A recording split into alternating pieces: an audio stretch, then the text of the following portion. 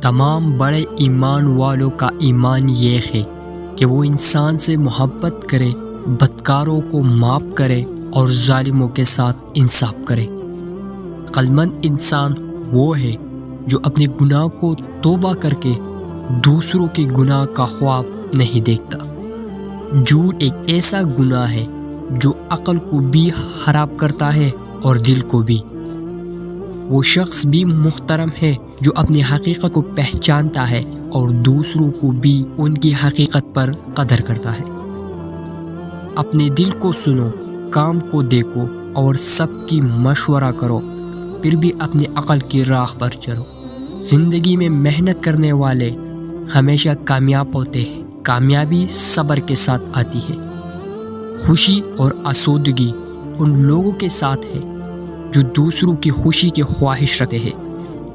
علم ایک بہترین ورثہ ہے جو کوئی بھی آپ سے چھین نہیں سکتا۔